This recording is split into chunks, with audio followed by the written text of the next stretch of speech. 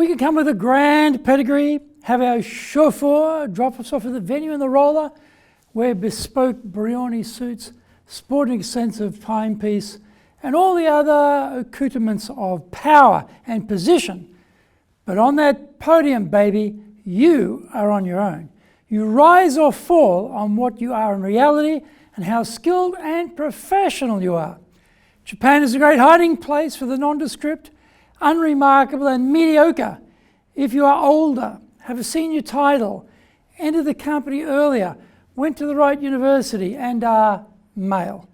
But once you get up to speak, all is revealed and there are no hiding places.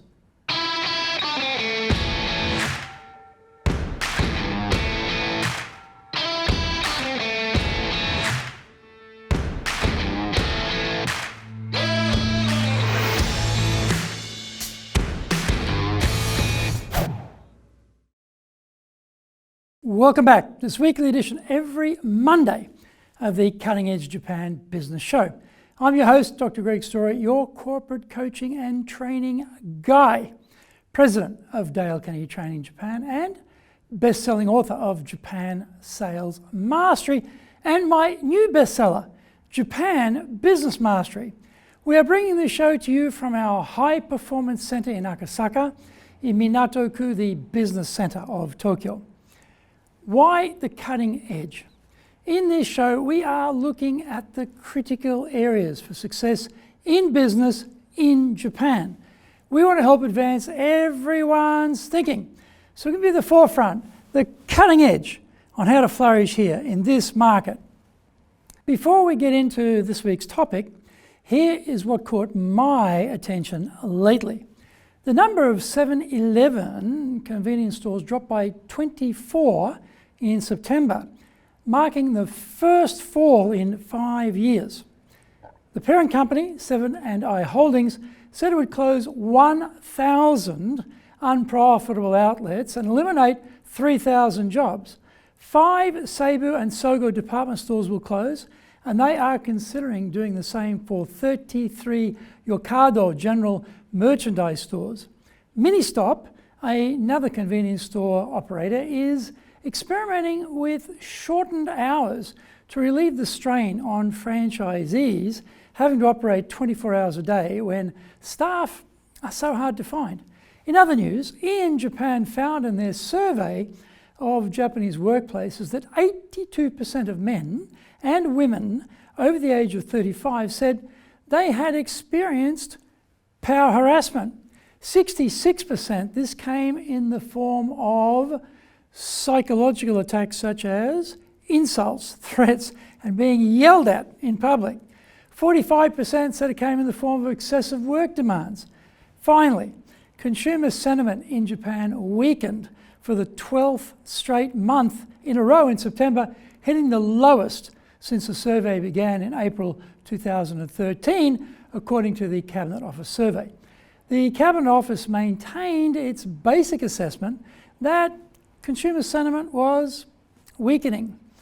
This is episode number 106, and we're talking about show me how great you are. Don't tell me. Soridewa ikimashou. So let's get going. Japan is an interesting place where there's a lot of respect for people's family pedigrees, university alma maters, job titles, and position in the company. Sometimes, though, you are left wondering, is this person really one of the actual elite, or is this the best that the Japanese elite can produce? American friends tell me that Missouri is famous for its show me, don't tell me mantra. My home country of Australia is similarly a nation of Olympic gold medalists in cynicism. When you can't back up who you say you are with the goods, credibility declines rapidly and in fact dissipates. This seemed like just such a case. Seriously, sad really. Our speaker had some excellent points to convey, but due to silly basic errors, killed his organization's messages and brand. Maybe I'm too tough, but I really believe there is no excuse anymore. Today, there's so much information available, so many role models, so much video instruction, so much access to insight, so much training.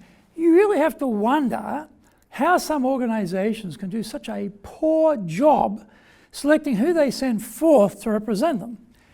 The impressive thing was our speaker was delivering the talk in English, when that was not his native language. Actually, the level of English fluency was singularly impressive. The cadence, speed was good, the pronunciation was fine, the speaking voice was clear.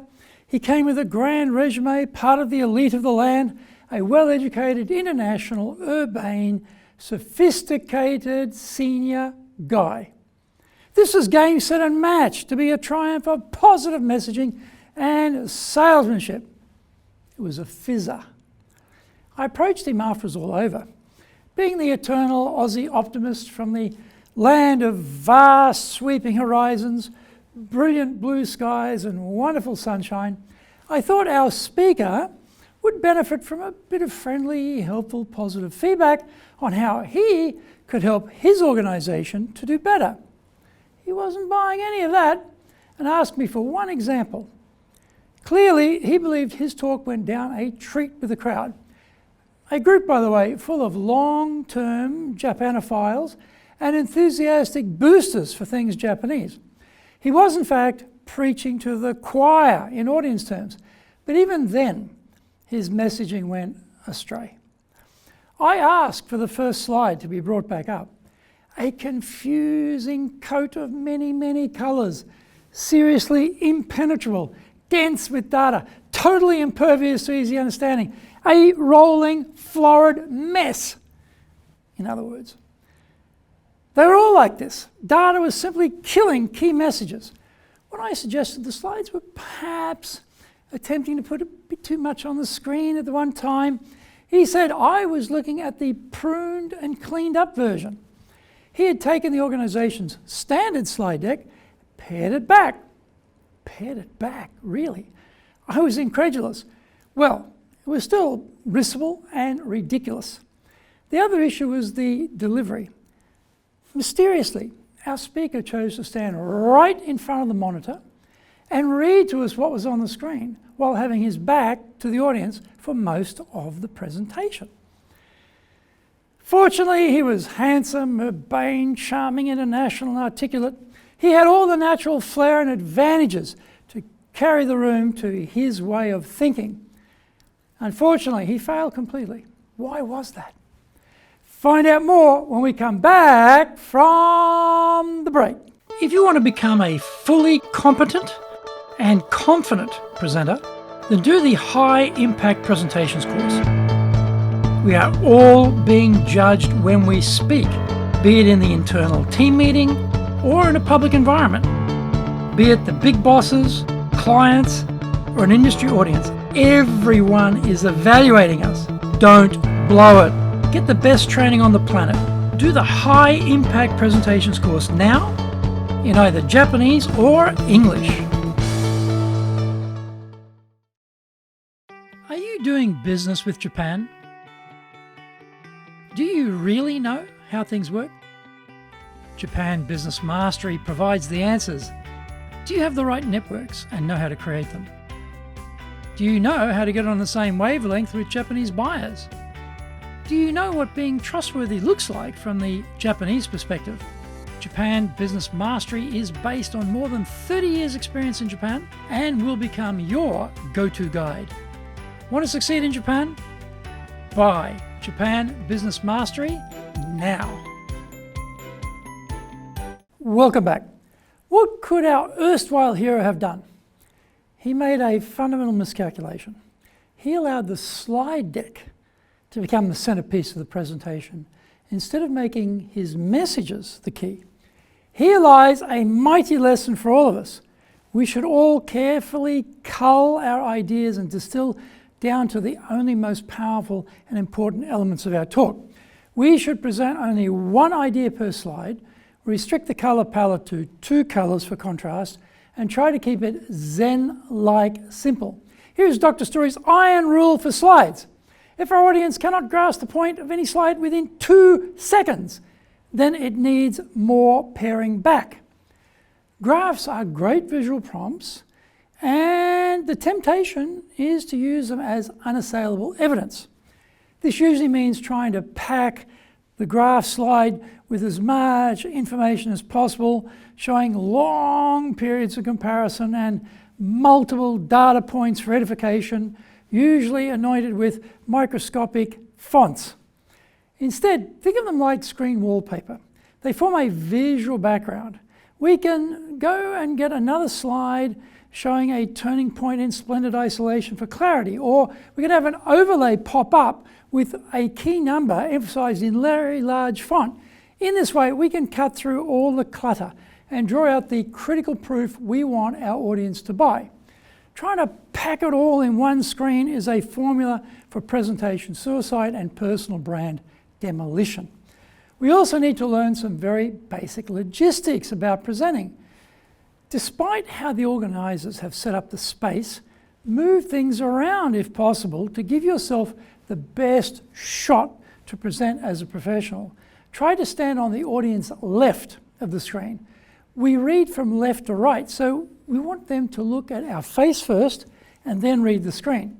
We want to face our audience, and if anyone drops the lights so that your screen is easier to see, stop everything right there and ask for the lights to be brought back up.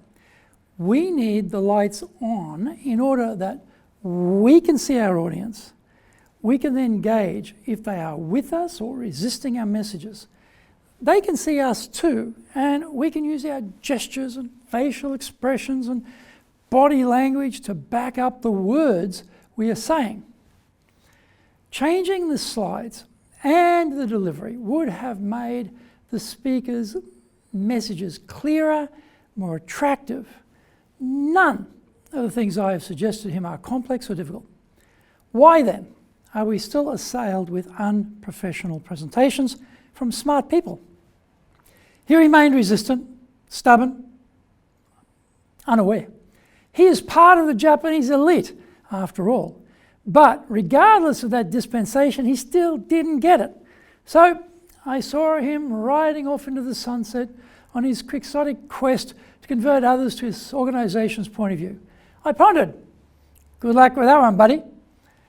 People will judge us on what they see. In the event notice, they will note our grand resume. They will hear the MC's complimentary introduction. But they will make up their minds based on what we present and the way we present it. Missouri's rule of show me, don't tell me is a good one to keep in mind when preparing to stand up in front of others and pontificate. The Cutting Edge Japan Business Show is here to help you succeed in Japan. Subscribe on YouTube, share it with your family, friends, and colleagues. Become a regular. Thank you for watching this episode, and remember, hit the subscribe button. Our website details are on screen now. enjapan.dalecarnegie.com. Awesome value, so check it out. Please leave me some feedback on YouTube. I would love to know how this show helped and what other topics you are interested in for me to cover. Remember, I am here as a free resource to help you. So just tell me how I can help you best. You might also enjoy my other weekly shows. For podcasts, Mondays for the Cutting Edge Japan Business Show podcast, Tuesday for the Presentations Japan series, Wednesdays for the Sales Japan series, Thursdays for the Leadership Japan series, and Fridays for the Japan Business Mastery Show, wherever you get your podcasts. Also, on Fridays, I release my other TV show, the Japan Business Mastery Show, on YouTube. In episode 107, we are talking about the power of using stories when selling. Find out more about that next week. So, yoroshiku onegai itashimasu. Please join me for the next episode of the Cutting Edge Japan Business Show. We are here to help you, and we've only got one direction in mind for you and your business, and that is up.